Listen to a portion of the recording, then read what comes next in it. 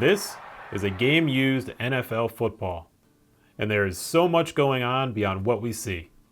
We're going to give you a look inside into how it's made, the leather that's used, and the tannery it comes from. We'll also check out what makes it special. This is a K-ball, securely hand-delivered to officials by the manufacturer on game day. And then we're going to look inside. We'll open it up and give you a close look into the quality of the leather, the details of its construction, and we'll talk about how we can give it a second life as game-used custom leather goods. Imagine wearing this on your wrist. You get some weird looks. Imagine it as a fine custom watch strap. You might get some good looks too. You could wear that around and honor the game all day, everywhere you go. Could make a great wallet, or even an inlay into a leather book cover. Could be incredible. So get those ideas out. We have a lot to explore here, so get ready, let's dive right in. The ball. Leather is a very durable material. It's key to most every large professional sport around the world, including football. While we often call it a pigskin, footballs at the professional level are primarily made from cow hides. There can be a huge difference between the balls that most of us buy at the local sporting goods store and those that are used in the professional National Football League games. The NFL uses balls that are made from extremely high-quality hides. The leather. The leather from NFL footballs comes from the Horween Leather Company based in Chicago, Illinois, USA. They were founded in 1905 and in the 1940s began making the leather for NFL footballs. The founders' two sons, Arnold and Ralph pictured here, even played professional football themselves. The specific football leather was developed and produced by Arnold Horween Sr. after he played football and also head coached for the Harvard football team. The special football leather is a top-grade cowhide, treated with Horween's unique blend of extracts and tanning processes. That provides for its quality and performance elements, making it unique from any other type of leather. The leather then goes to the Wilson Sporting Goods football manufacturing plant. That's based in Ohio, and they've been making NFL footballs there since 1941. There are around 125 workers at the factory, and for years, only about 2 to 3 people stitched all of the balls. So if there was a ball in an NFL game at that time, it likely came through the hands of just those few people. It's incredible. Thousands of balls are made every year, I believe around 25,000 that go to the teams, and there are around 108 specially made for the teams in each Super Bowl. The K-ball. So what makes this ball really unique? There is a lot going on here. We're going to check out what these markings are and what they mean in terms of the game, the culture, and the officiating. So this ball is a K-ball. And we can tell that because there's a K marking right here. That's different than most NFL footballs, which don't have that marking at all. So what is a K-ball? K-balls are otherwise known as kicking balls, and they are used only for kicking plays in a game. They are also hand-delivered by Wilson to the game officials on the day of the game, so they never touch player hands until just a few hours before kickoff. The K-ball was first introduced in 1999, as the NFL felt that kickers were altering balls way too much for use in games.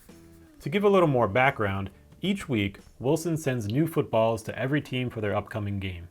The team equipment managers usually prepare those balls through varying processes of roughing them up, softening the leather, and any number of physical alterations that fit the quarterback's preferences, all while keeping it within NFL standards. Throwing balls can be prepared by the team during the week before the game and handed over to officials 2 hours and 30 minutes before the kickoff. The K-balls, 6 in total, are specially marked by Wilson and then hand-delivered under security from Wilson to the game crew on game day. The game officials will then give 3 kicking balls to each team 2 hours and 30 minutes before kickoff. That allows the kickers and the team staff enough time to do some alterations, but not nearly as what was extensively done before. So let's start taking a look at this ball and how it's been affected by the game and the player preferences. So here we have our leather. There's 4 panels. And if we look closely, the leather on these 2 panels is going to look different than these 2. If we look closely, it's going to be thicker and a little more durable. And if we look down here at the bottom panels, These are going to be a little more worn. You see less of the ridges of these bumps. And when you press it in, it's going to be a little softer. Or if we look at these top panels, you see more of these ridges. They're all visible there. And then when we press it in, you see less of that kind of flexing. And that's likely because when kicking, these are the two panels that are going to be lined up for the kicker's foot, and these are going to be the ones that are facing out. So there's a preference there for having a softer, smoother, flatter surface to connect with on the kick. And that's cool because this ball has a very unique purpose for kicking, and it's been customized even in that short few hour window so that these panels are going to perform differently for the kicker than these panels on top. Now let's explore the markings. There are a lot, especially because this is a game-used ball. So the first thing we have is our NFL logo. That's part of all official balls. We also have the name the Duke, and that is the official nickname for the ball. It started earlier in the 1900s, paused for a time period, and then came back in recent years. We have the commissioner's signature right there. You know, this might be an official ball. However, there are so many balls that are sold that are made of composite leathers, that are called the Duke, that have the signature, though there are other indicators to show that it isn't an official ball and some indicators to show that it is. So let's look for one here that's really small and barely noticeable. And if you could see this, there's a tiny W. There it is. And that W stands for Wilson, the manufacturer. So in the creation of this leather specifically for the NFL balls, they're going to have that printed there in the leather surface across the hide. And if we look around the ball, we're going to see that in a few different places. So for example, here it is again right here. It's small and like barely noticeable. And if we look around, we'll see that likely on every panel. And so that's going to be a good indicator that this is official leather for the NFL balls and likely an official ball. Yeah, and here's another one right here. So that's cool. It's a really subtle indicator. It's another marking on this ball. So we have the logo, the name, the signature, and the small Wilson stamp in the leather.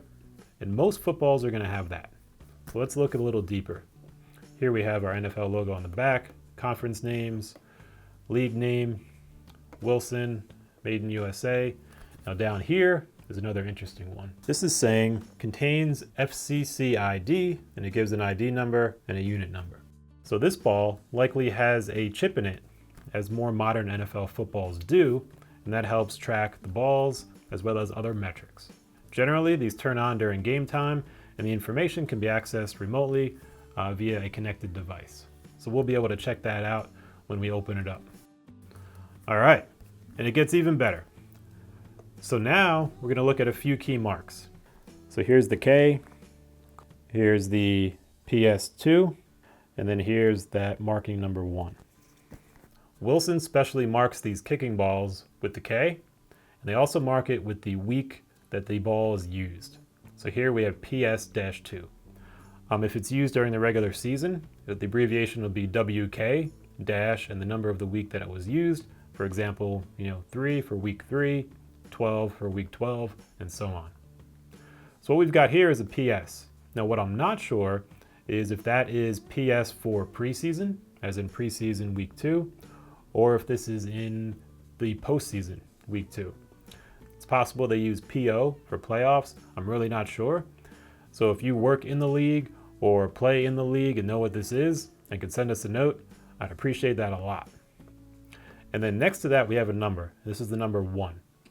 So there are 6 K balls used in each game. Each team gets 3. Typically, the team's going to get all of the odd numbers. The other team's going to get all of the even numbers. So for example, 1, 3, and 5, 2, 4, and 6. And then each team is going to use only one ball for all kicking plays until it is damaged or otherwise out of use, and then they'll move to the next one. So for example, they're going to use this ball, number 1, and if it became unusable, then they'd switch to the number 3 ball, and so on.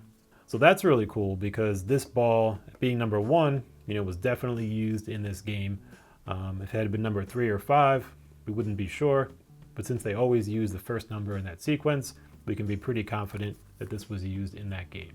So that's these markings here. Most footballs will not have those, but since it is a K-ball, those are going to be unique to the K-balls.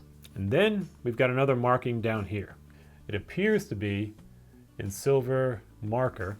It's very faint, but at the right angle, it appears to be a 13 dash. So typically, game officials will inspect the balls and put markings on them to show that they've been inspected. That could be that. If you know about that, please share. I'd appreciate that a lot. And then if we look further, there's a few more markings. Over here, on the corner of this panel, we see a P. Now, being that this is for kicking plays, that might be an indicator for place holding. For example, if this is going to be in the tee for a kickoff, maybe this side faces down in the tee. Or it could be an indicator for punting, where they want to hold it. And here, we have a small X in pink highlighter, right in the middle of the stitching. So taken overall, what looks like a usual football, which it is, has a lot of things going on to it. We have the proprietary markings from Wilson in the leather. We have it marked as a K-ball from the pre or postseason week 2. It's the number 1 K-ball, so likely used in that game. We have the indicator that there's a chip inside. We have the P on the corner of this panel, and then the small X on top of the laces. So there's an incredible story that goes into this ball, where it's come from, and what it's done on game day. So now, let's take a look inside. And we're going to do this for a few reasons. First and foremost, it's education. NFL is one of America's favorite games. We see these every week. They're part of special moments in history, in individual lives, in culture, and just a whole lot of fun. And part of the appreciation of that comes in understanding what really goes into making a football, all the people that have been part of that process to design, develop the leather, stitch it together, literally over 100 years of probably thousands of people to bring this ball to life for game day. When we think about that heritage, it can be incredible to learn about what really goes into it. And secondly, turning this into leather that can be used to make custom leather goods gives an incredible opportunity to have this material live on day to day. And that could be in very personal items like wallets or watch straps or any other small accessory that can bring what was in a game day with you every day. And it's incredible to think that something that was used just one day can now get use and provide inspiration and fun being used every day in another form. So with that, we're going to very carefully begin to explore the inside of this football. And for that, we're going to use a couple different tools. Here is a small knife. We have our seam ripper. And then we've got two things here. One is just a piece of football leather. It's going to be a little different than our NFL leather, which is going to be higher quality, I believe.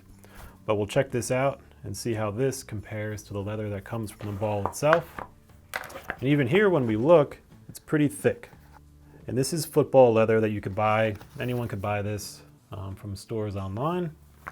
And we also have a swatch ring. This is going to tell us how thick the leather is, so we can take this NFL leather and compare it, and then see approximately how thick it is compared to the other leathers we can get. I'd be curious to see how different it actually is. So the first thing we'll do is we will take these laces apart. And we're going to do all this obviously as gently as possible, because we want all of these materials in great shape to use for other things. And what's really exciting too is that since for the kicker's preference, these panels were prepared a little bit differently than these panels, there's going to be a different look and feel to this leather on the bottom versus the top. So that's going to be something that we could use creatively in a project to create a little bit of a distinction or use them for different purposes. And it's also exciting to realize that when balls come new, they're very rough. They're very strong and sturdy, almost like, if you want to say this leather, it's new. So it looks very new compared to a leather like this, which is a little more broken in, and the bumps on top are softened a little bit and lower. That's because it was prepped for game day. So what that means is that this is especially exciting as a material to craft with, because a new ball does not look like this. And a very hard used ball or a throwing ball that's not a K-ball is often prepped very differently and even very dark in color. So to have a ball that looks like this looks incredible. It's got a patina from game used preparation. it still retains some of the original look without being too dark. So it's an incredibly beautiful piece of leather to make some really special items with.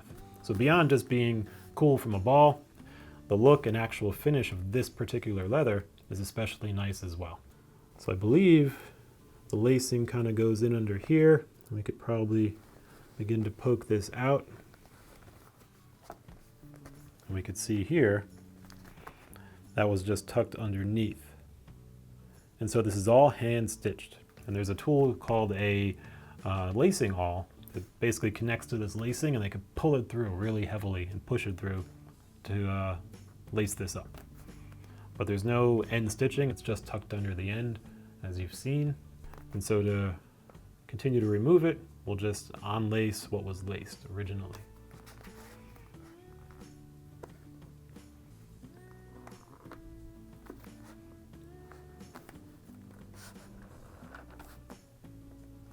It's coming out pretty easily. You can see just tucked under there. And so we're just feeding it out through where it was. And now it's kind of tucked under. So we're gonna see what's going on in there and start to separate this end as well.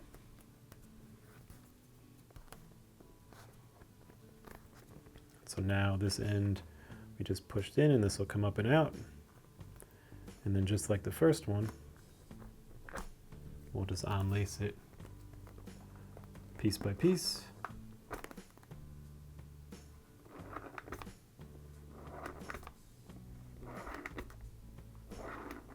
And also important to note too, there are some balls that have an incredible significance in the game. Based on where I got this ball and the fact that it isn't authenticated, it isn't tied to a specific history, I want to make it very clear that this seems to be just a general game ball, potentially from the preseason, that looks really cool, though to my knowledge there is no specific individual very meaningful history to it. There are certain things that if they have that heritage and that tie to a game or a moment, you would want to keep that obviously as a memento from that moment. Because it does not seem to have any of those indicators, it's much more realistic to open this up for education and then to use it to craft some special goods and to celebrate the heritage that way. All right, so now we've got that opened up. So if we see here, that lacing kind of dips under a little bit. And so we're going to want to get in there and pull that out. We get our tool right in there, and then we can basically loosen this up. And then we just keep tugging. And this comes out like that.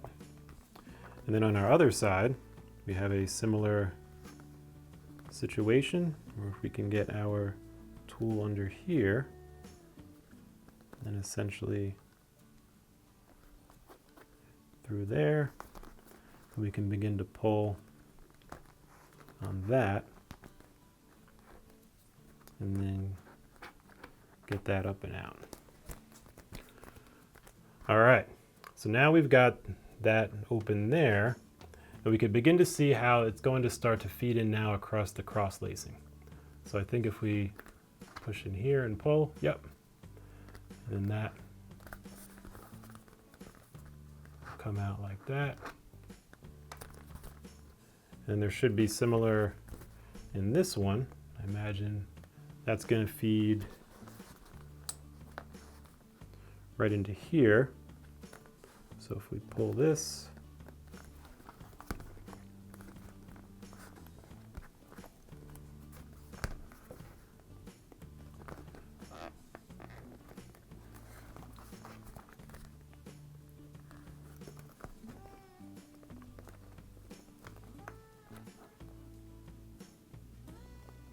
maybe that crosses over. All right, so let's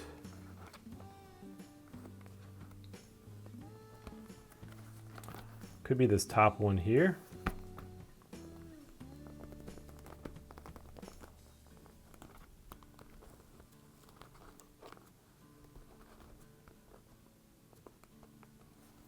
Aha, I see down in here how this one's crossing over.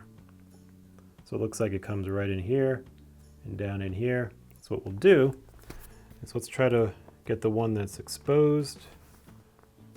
We could push it down a little bit to give us some more to play with. And then I think this might pull up. Or it's possible that it doubles over onto another one. So we'll figure this out. We want to keep the lacing intact. So I got these, and these have a smooth jaw to it, so it's not going to mar or scratch the lacing. So we're going to try to pull a little bit, see if we can get something up. And once we figure this out, the rest will be easy, and we just figured it out. So it looks like this lace runs under and then underneath this other one. So basically we'll pull this one out and this lace will come.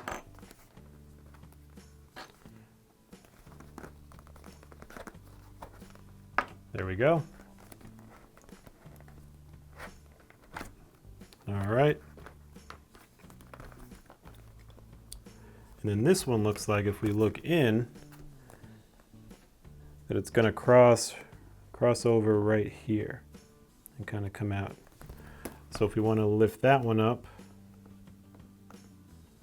it's going to be underneath.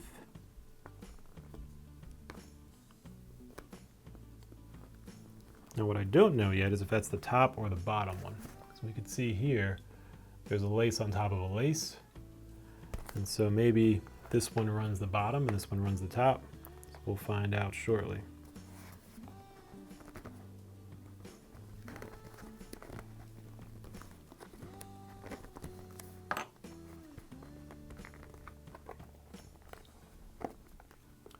So I think this is going to come up either the top or the bottom.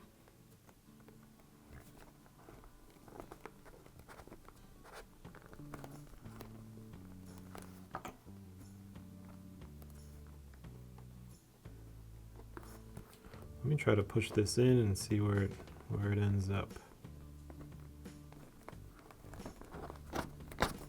Aha! So this one actually crossed over and under. Now it's going to get, I think, a lot easier.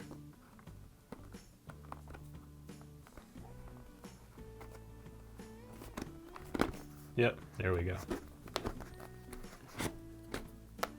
Now we got the end.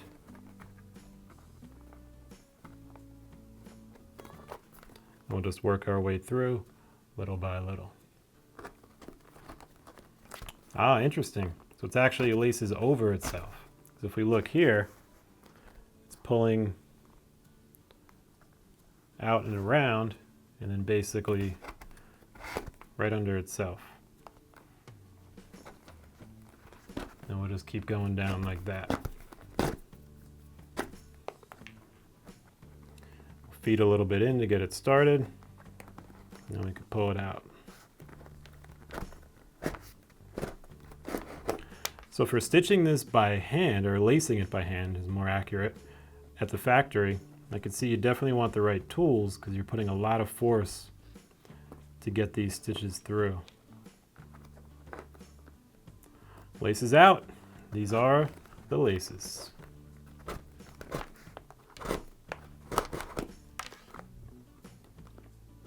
And it helps too to kind of like push in a little bit, and that way it's not so tight on the inside, and you could start to get some of that room to then pull it through.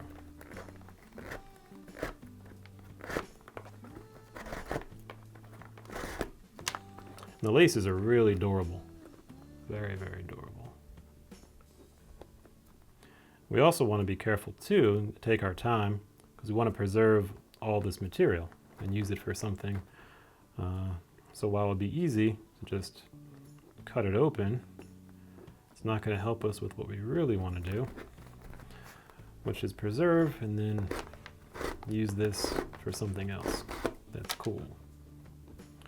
All right, we're getting close. Now here it may get a little different depending on how it's secured on the ends, but nope, looks like it's the same.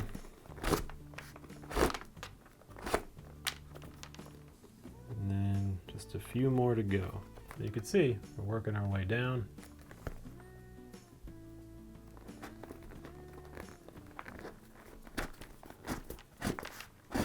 It may make sense at this point to start to pull it from the other end, right? Since it's shorter. Oh, looks like that's the way it goes, and then, all right, success, we got that. So this is cool. Here's how it looks without the laces in it. So that's a fun first look. And here's the lacing material. It's very durable. And it's cool, you can still see the marks from the that X that were on there. All right, so we'll put our lacing aside. And so here's our first look. So let's see if we could take a look at what's happening right here. It looks like it's almost bound in a way just from being pushed together. Let me see.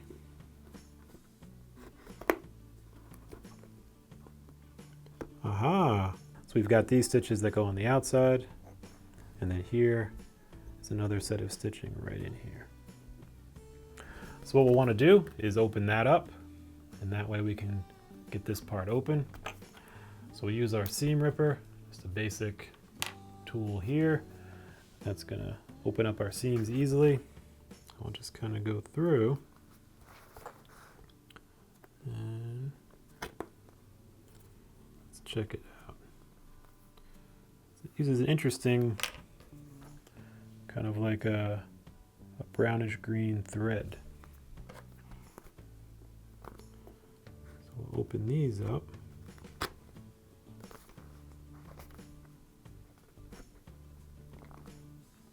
Again, this mainly seems to be thread, nothing of the actual leather itself.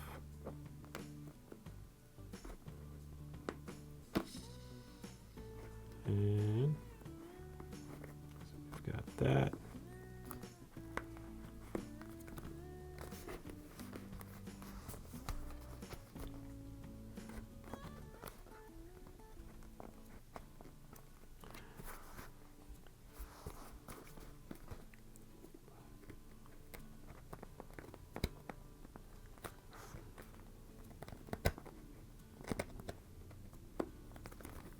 All right, we're getting close. Let's see, it's opening up a little more now. So we'll go in, we want to be gentle.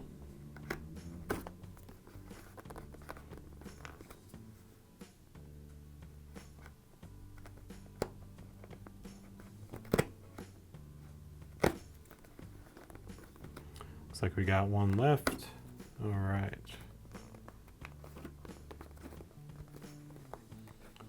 We could see in here, so you can start to really see that stitching in there now. To kind of look, let's take a close look. So there's that stitching in there. And that's how that stitching was looking. So there's our top. We are open now, and you could start to see inside the ball where that stitching is, and there's the bladder right there. So what we'll do next is then begin to open up the stitching around the top and get us down in there a little more. All right, so let's make sure we have a smart way in.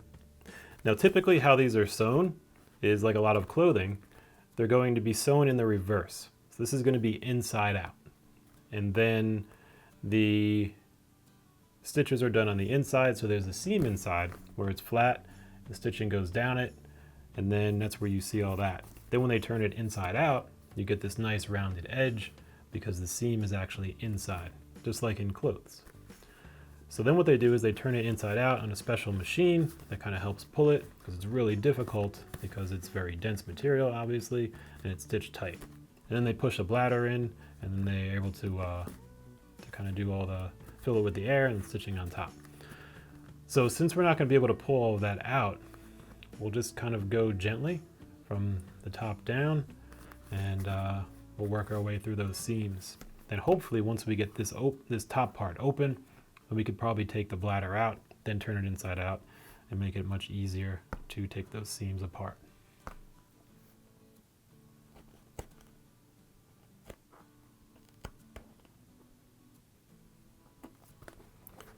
So we want to go in easy, enough to take the stitching out, but we don't want to poke the leather itself.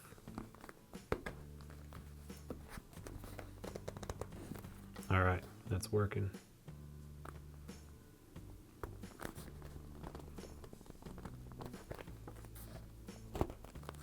We can pretty much find and go one stitch at a time, and that should make it pretty easy.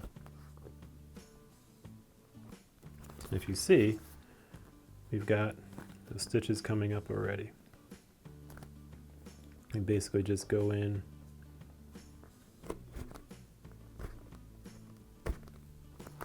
It's pretty heavy leather with pretty heavy stitching. What's actually cool is we could see already what that leather looks like. So we could see the thickness of it on the outside, and even looks like it may have a lining on the inside. So we'll be able to explore that a little more. But that's pretty interesting.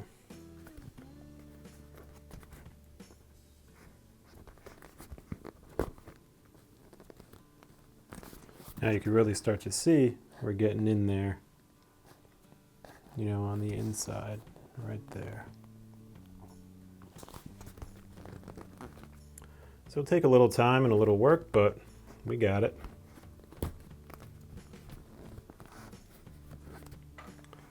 All right, I think we're starting to find a little bit of a groove.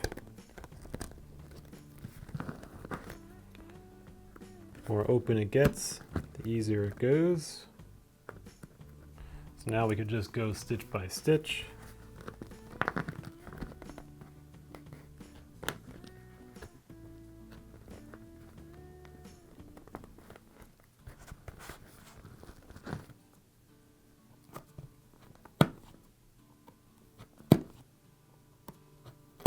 Ah, that's the ticket now.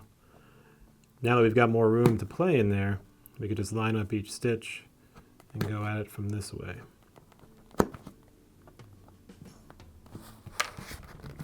We don't want to push too hard. We don't want to puncture the bladder.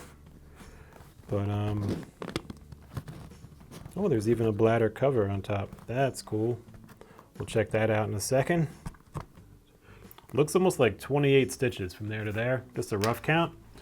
So maybe about 56 stitches.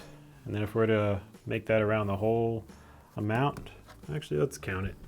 Who else in the world has counted this before? Probably besides Wilson, who counts it a lot. It's going to be around 291 stitches. So I don't know if that's exact, though it's not totally inexact. So we've got around 291 stitches in an NFL football. That said, it may be a little more, a little less, but interesting. There we go. And maybe when you add these across the top, we get around 300. But yeah, so say around 300 stitches. And with that little detour, let's continue our work over here.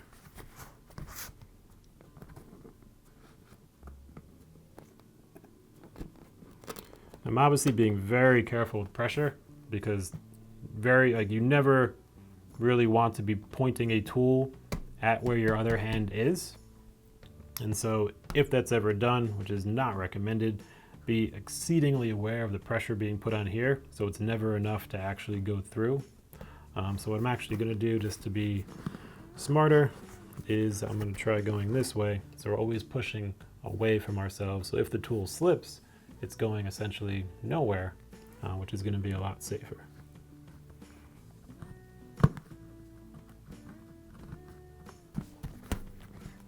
Why I'm doing this, I'm going to try to be pushing down more than out, is just to be able to hook these threads where they are. It's going to be a lot better that way. And again, we're not putting so much force on it, so we're in good shape.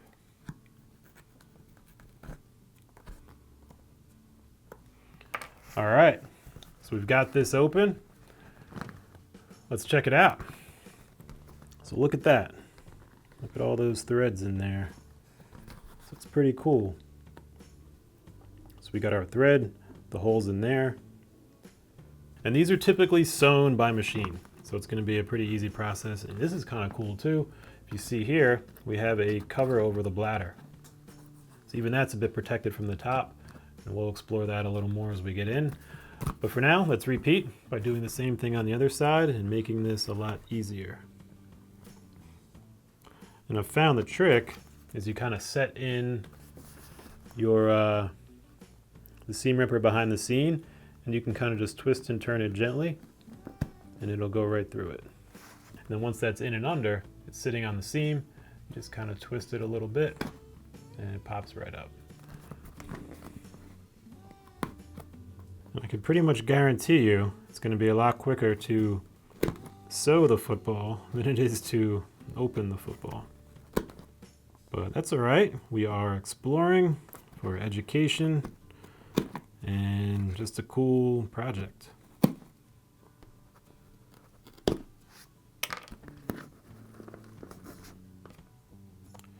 All right.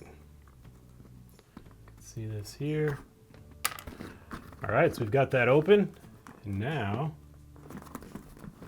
football can open.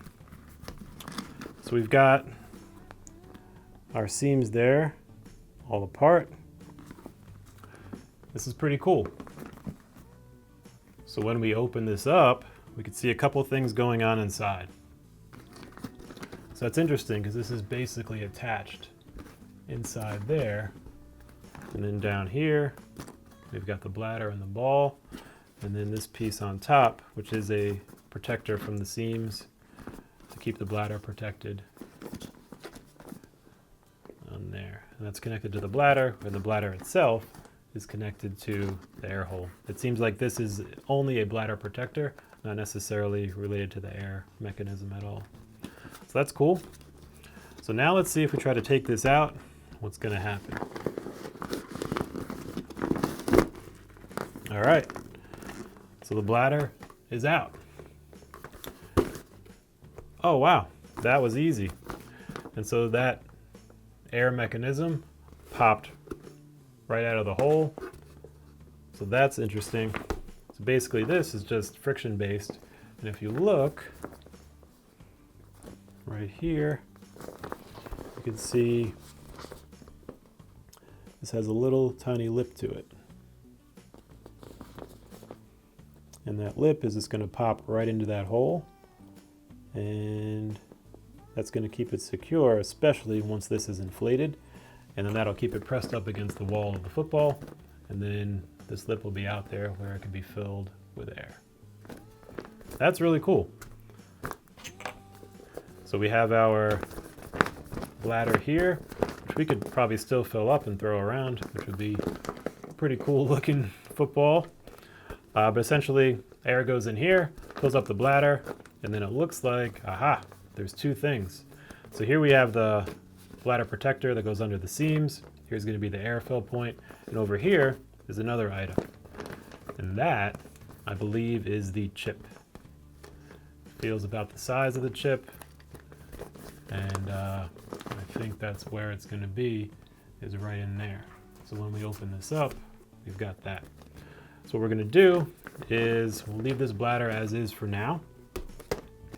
Then what we'll do is we'll look at the football, and then when the football's apart, we'll come in the bladder, and we're going to take that apart and see what that chip looks like and what's going on inside the bladder itself. Because I didn't think it would have all this complexity to it. How it's made, how it's reinforced. It's really adorable. So we'll set this aside for now. And then we'll keep working on our football, and we'll get back to the bladder in just a bit. So here's the football. Wide open, we can look inside. We could start to see that there's a lining in there. It's almost like a fabric lining. And I didn't expect that, but in hindsight, it kind of makes sense, right? Here's some of that stitching. Oh wow, interesting. So this stitching looks like it has an internally reinforced piece that the stitching goes around, because that just pulled right out. So it's almost like that stitching goes around another piece of stitching and then keeps that even more secure. That's cool. You can see the stitches that we ripped apart that were around this material. So we've got this little bit here. So I would assume that's going to be on the other side as well. So let's look. If we look underneath, where we pulled that first one from, kind of looking under that leather here, right? So now we've got that. And if we pull, let's see what happens. It's coming out there. And then it may even run further into the ball.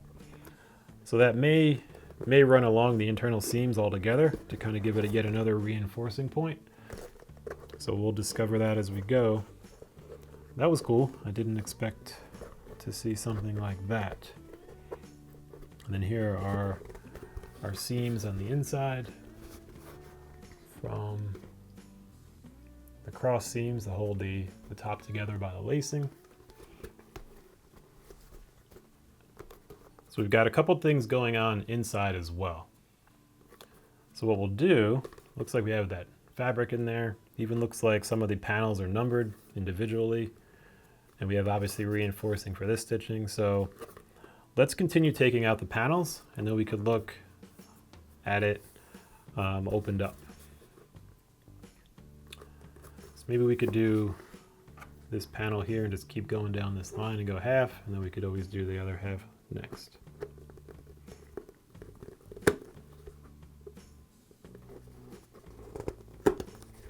I want to be careful too. I don't want to wrinkle or press too hard on the leather now that it doesn't have the bladder in it. So I'm going to have to find a way to do this gently so we preserve that material as much as possible.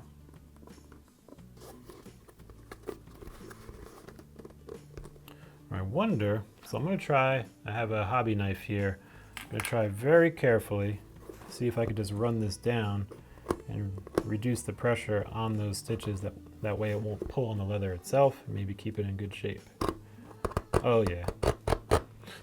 That's the ticket. Oh my gosh. Should have thought of this earlier.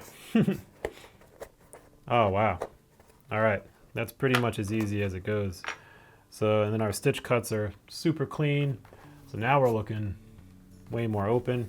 So let's go to this end point, and we'll take apart these few stitches on the end, and we'll be in business. All right, that was easy. So now we have our two halves, and let's start to look inside. So that's cool. We have our heavy stitching here. We have reinforcement, like a piece of material here that's reinforcing.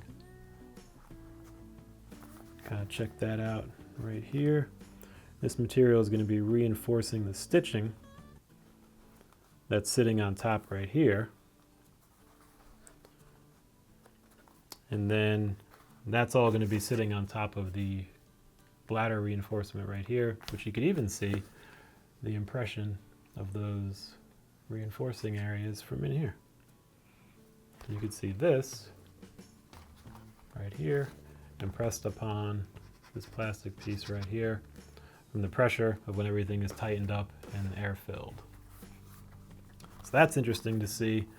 We then have holes for the lacing here. Reinforcing goes around here. And then all on the inside seems to be this fabric reinforcement that's backed up to the leather, possibly glued to it. And that's going to give a soft internal, so nothing's going to scratch or puncture the bladder. It also keeps it smooth, probably for an even filling of that bladder itself, and probably makes the ball overall a little more structurally sound, given that it has this fiber structure to kind of keep everything contained underneath the leather, of course, which is the strongest part of it. So that's interesting. And then we see here, we have numbers. Looks like 28, 28. In here, on this panel, it looks like it says 6'4". And that is a panel that has the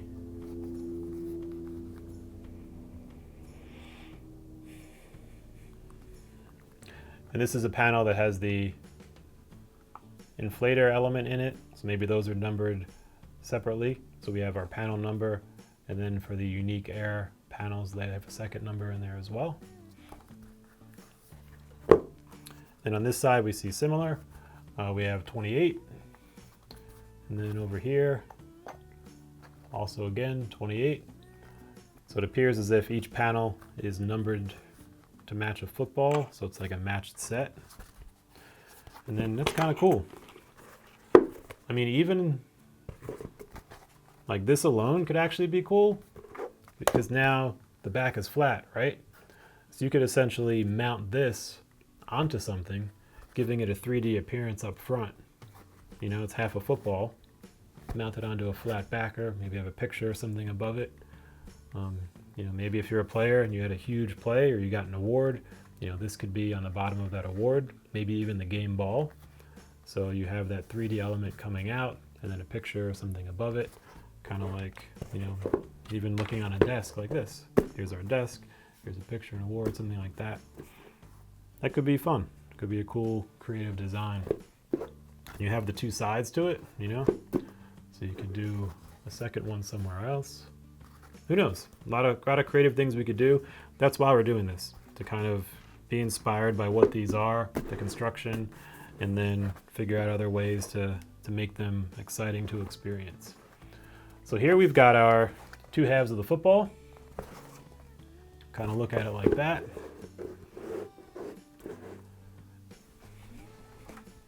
And then, all right, so now that we have our two halves apart here, you see on the inside, let's continue, and we will take out these stitches, and then we'll basically get down to the core panels of the football. So I'm going to try our knife again, since that really worked well last time. We'll kind of come in here.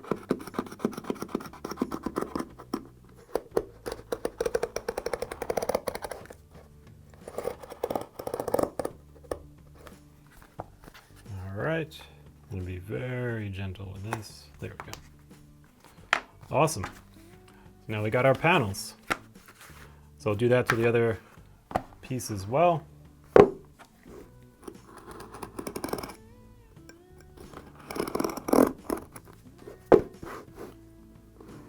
It's amazing how easily this opens up, just like that.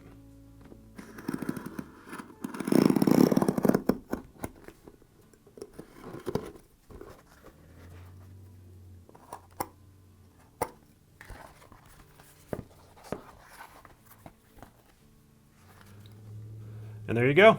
We are separated into our panels. And here are the four panels of a football. So let's investigate one and kind of see what's going on. So here, up close, we have our, again, our numbered area, 28. And it's kind of an interesting shape. You know, like it's not flat. If we start to make it flat, you begin to see that wrinkling. So I don't want to push these flat per se. And that's probably in part due to, like, obviously it started out as a flat piece, right? So part of that is going to be the structural form of how it's been curved and how this material inside has been laid in and likely glued, I would imagine. And actually, looks like that's been stitched in. There's a whole nother set of stitches right here, and that goes all around. Yep. So it looks like that's actually stitched in, which makes sense because we could see stitching up here. So it's going to be, that gets stitched in. So all that probably adds to that structural rigidity of it and kind of how it stays that shape. So I'd be curious to take that out as well. We'll do that in a second. And here we have our reinforcing part that goes in here. That's cool. And here I think is the stitching that we were talking about before. That was like, where is it? This piece. So I think this is actually the stitching that joins this white backing fabric to the leather itself. And then on top of that, when the seams are stitched together on the outside of the ball, like like that. And then that thread kind of goes over these stitches that were used on the fabric to the leather panel. So you're actually getting stitching of the fabric to the panel, and you're getting stitching between the panels that goes over that stitch, kind of double reinforcing that. So that's interesting. It probably adds a lot, obviously, to the strength. Let's take this one, and we will open up the stitching and see if we can get to the actual leather and see if this is glued or if it is just in place. If I were to guess, it's probably glued just for strength. You wouldn't want it moving around, but let's find out. So let's get our seam ripper. We'll start with that, and then if we can, we'll use our hobby knife. So let's come here.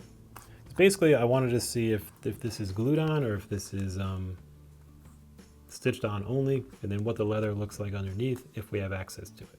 And from there we can check out our analysis of the material itself.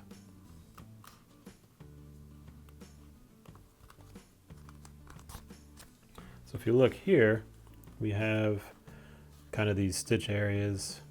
So I'm going to pop this open. We can start to really see what's happening around here. It's pretty heavy stitching. All right. Now we're starting to get a little leeway to pull. And it looks like we could actually pull this open. And this is awesome. So we can see there's actually no glue. We just have heavy stitching from this material. It almost seems like a very dense, thick, heavy canvas, maybe. And we have our leather underneath. And that's amazing to see. It's just the natural fiber right there. And so if we look at our leather sample that you could buy that's like general leather, it looks, you know, pretty similar in that we have our unfinished area underneath, and then on top we have our, you know, grain pattern that's on the surface of it. Now it does look like it's a little bit of a different leather, but we'll get into all that leather analysis in just a bit. But first it's cool to just see this right here.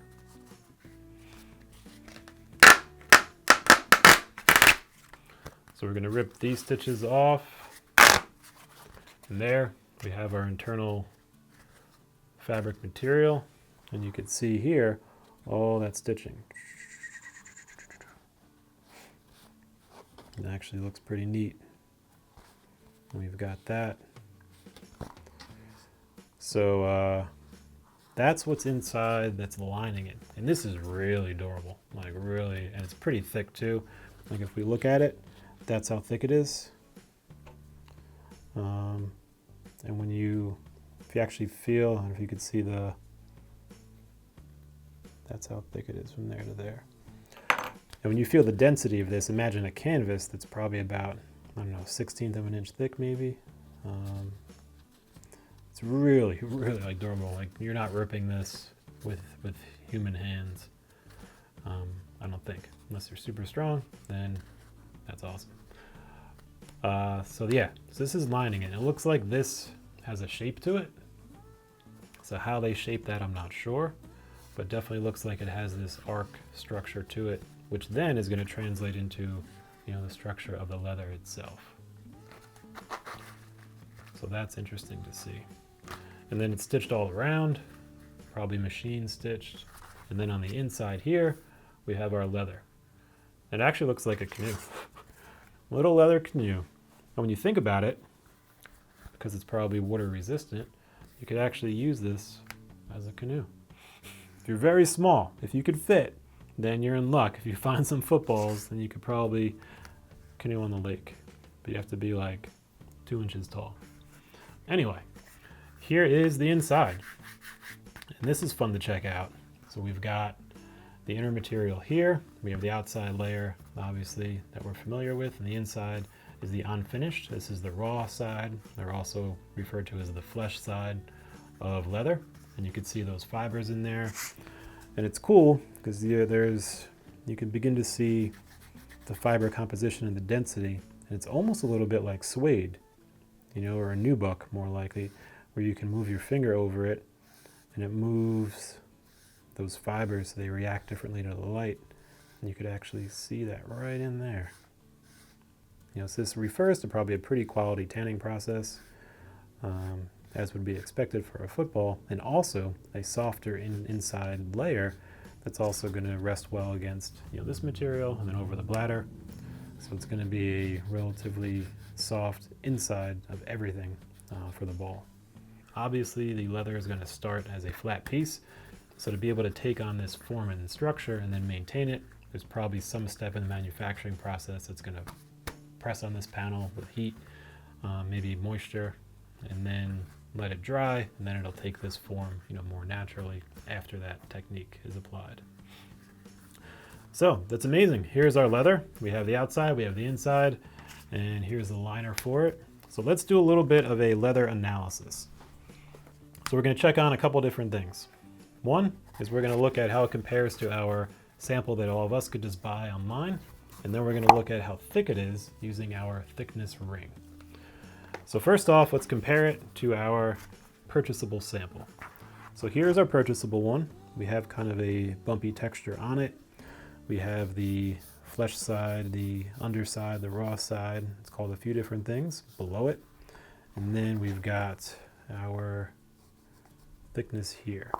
So we could see our two edges here. Here is our football on top, and here's our other one below. And the football is pretty thick. We've got that. Here's our other one. Leather can be split in all different thicknesses, so thickness alone doesn't indicate necessarily quality. For example, this football leather may have been thicker, and then it was split down to a very specific, size. We'll talk more about sizing in a second. Though, just to say, thickness itself does not indicate quality. We do have a pretty thick leather in our actual football. And interesting too, you could even see in here where we pressed on it, you could see the indentations that mirror the outside of it right here. So that's interesting that they go, whatever process they're using goes that deeply that it impacts the bottom side as well. Interesting. So yeah, we've got that. Then in terms of this, just a basic football leather you can get online. And then in terms of our NFL football leather, or the Horween leather that's used for NFL footballs, it's got a pretty good thickness to it. And let's check out how it compares to our thickness ring. So this is a thickness ring, and it's essentially going to have different samples of leather. And leather thicknesses are usually referred to as weights, and they're measured in terms of ounces.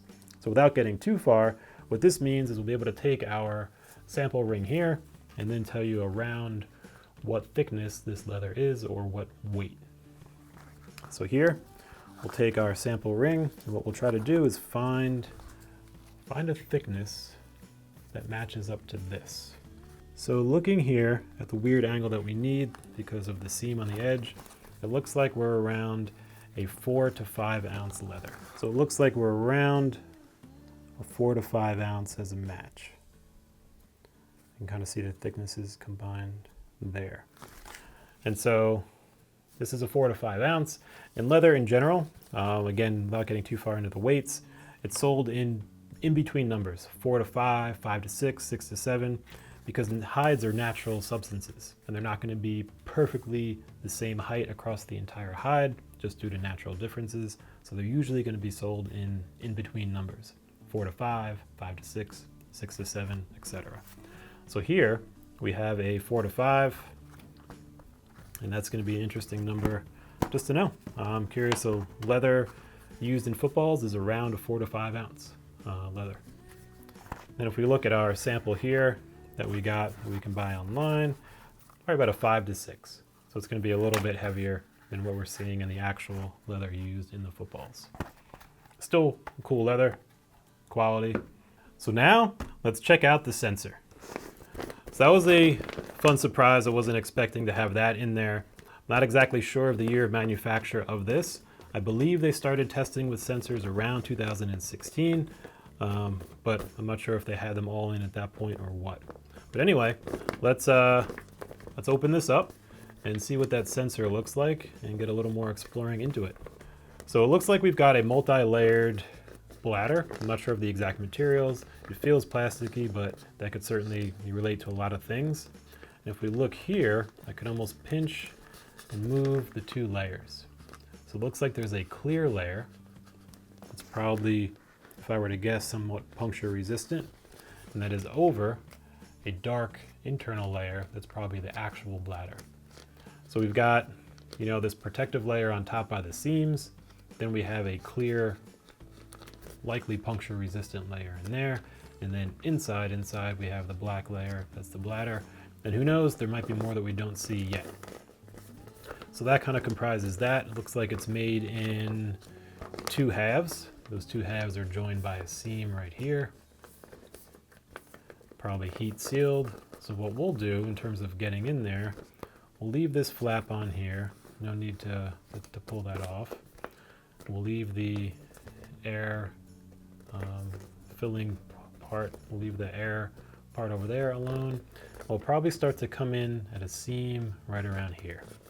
And then we can work our way in that way. So ultimately we want to get to the chip, see what that's about, and then we might as well look at the inside of this air filler and see what that's about, because we're in there, so why not? And it looks like too there's glue or adhesive of some sort down the middle, but structurally it appears as if it's joined at this seam on the half right there. So let's start in there. We'll take our hobby knife, and then we'll just kind of come in here and open that up a little bit. All right. So now I'm going to see if I could use scissors. So I'm going to try these scissors and see if we can get a nice precise opening here. Oh wow, interesting again. All right, so let's open this up halfway and then we'll explore the inside.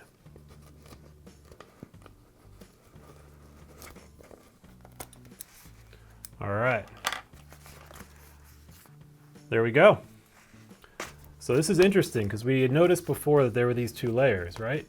The outside layer, and then we had the black layer underneath.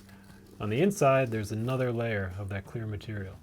So it looks like it's a 3-layer approach. And these are probably puncture resistant and offer, different properties to it. And that's where the air is held. So we've got the outer clear, the black middle layer, and then an inner clear layer. This is where the air is going to rest. So that makes it really durable because now you've got 3 layers that are holding the bladder. You have this protective layer between the bladder and the leather, and then you've got the leather itself. So basically 5 layers between the environment and the air, all of which are going to be very durable. So let's see if we take this. Yep, this could actually come right out, and then this one could separate as well. And then we have our one on the top. So that's fun to see. Was not expecting that. Then on the other side is where we have a lot of stuff going on. So here is the inside of the football and exactly what we're seeing for each element of the air filler and the chip. So let's look at the air filler. We'll save the chip for last because that's really exciting. So here's the air filler part. And if we look here, it's kind of got a bead around that. And then essentially the needle would come in here and then be able to put air into the ball, inflate this bladder, and that will be that. So on the outside, we've got that mechanism. And then on the inside, it basically looks just like that. So I grabbed a needle, a typical air filling needle that would put it in, so we could see from the inside what's going on. And we have the inside, so it essentially put the air needle in, and then here's how it looks on the inside. And that's where the air will go in to fill the ball and the bladder, and then when they're done filling it, it comes out, that hole will close up, and the ball will have air in it. So that's a look on the inside of how the balls get filled up. And then, all right, let's check out the sensor. So let's explore it slowly and kind of see what's going on. So on the outside, it looks like just a basic cover here. You really can't see anything behind it. And it looks like it's sealed in there with this plastic cover onto it. So it's like a little electronic piece that's sealed in with this plastic cover, and then kind of sealed in against that there. So what we'll do is we'll essentially take apart this plastic cover, then the sensor should just pop out, and we can take a look at that. So to do that, I'll probably try just with this tool right here. What we'll do is we'll come in and we'll just open up this right here. There's enough air and space around it. We should be able to get in and then expose that sensor, or at least remove this top portion and then see what we're working with next.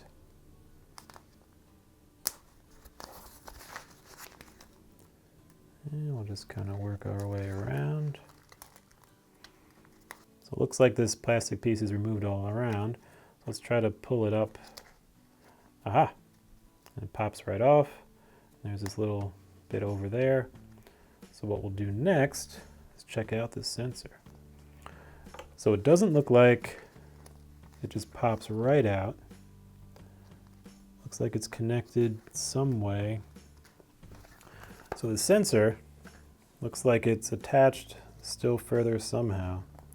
So let's kind of gently pry this apart, see what may be there. All right, looks like it's coming apart.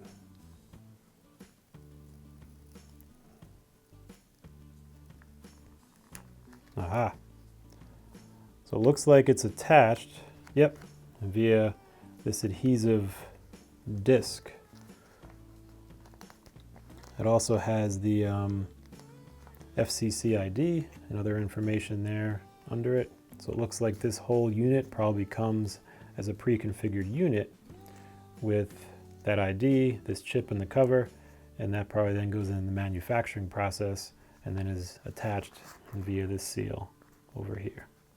So here we see it, and we've got what looks to be a small lithium battery, and that rests right in there, and then the chip itself is right above it.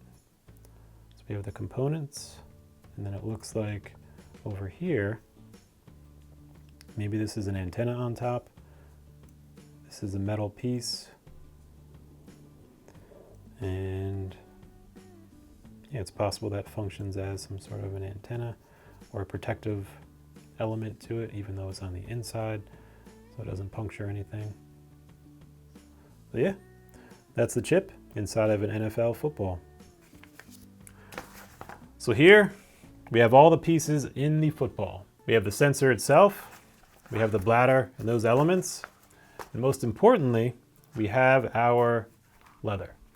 So we talked earlier about using this to create items, so giving it a second life, and also as a way to honor all of the people that are involved in the process of creating a football and playing in the game, as well as all the memories it's created over the years for people as one of America's top pastimes. So what ideas do you have? These could be so many things. We've talked about a couple, from watch straps to wallets, maybe a part of a notebook cover, even inlaid as something. It could be parts of jewelry or inlaid into rings. So share your imagination too. You could likely think of things far beyond we have, and we really want to hear what you've got in mind, because this could make some really special leather goods.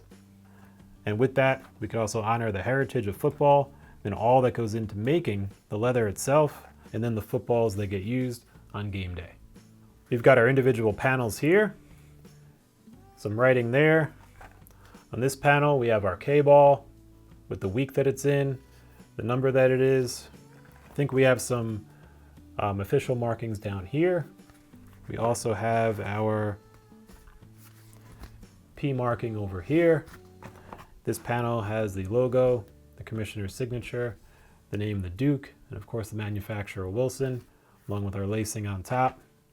We have our internal structure here, which has our heavy canvas and our individual numbering. And we of course have our lacing that goes on top of the football. Our bladder and our NFL football sensor.